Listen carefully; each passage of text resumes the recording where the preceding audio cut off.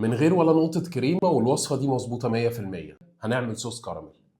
جامد. أول سر ويمكن أهم نقطة هي التعامل مع السكر، ما تقلبوش السكر خالص في البداية، بس افضلوا عيدوا توزيعه. في ناس بتستعجل وأول لما تشوف شوية سكر اتكرملوا بتقلبه كله في بعضه، وده بيخلي السكر يتكتل ويلزق في بعضه وهو متغطي بالكراميل، فبيطلع صوص كراميل مخرز. ولما السكر يبقى لونه ذهبي بنزود الزبدة ونقلبها كويس جدا. ودلوقتي هنزود الحليب، وخلي بالكوا لأن هيحصل فوران. استخدموا معلقة طويلة علشان ما تتلسعوش، واستخدموا وعاء كبير علشان الخليط ما يطلعش بره. وفي ناس كتير عند الخطوة دي بتلاقي السكر قفش وتكتل منها. استخدموا الحليب وهو دافي، مش هيحصل تكتلات والصوص هيكون ناعم جدا. بعد كده لازم نصفيه علشان لو كان فيه أي حباية سكر الصوص مع الوقت ممكن يخرز ويفصل. وكده احنا خلصنا. حطي رشة الملح علشان تظبط الطعم، ولو عايزة سلطة كراميل زودي الملح شوية. صوص الكراميل أكيد تعمليه بدل ما تشتريه، ولو عايزين وصفة الدراي كراميل علشان تستخدموه في التزيين اكتبولي في الكومنتات.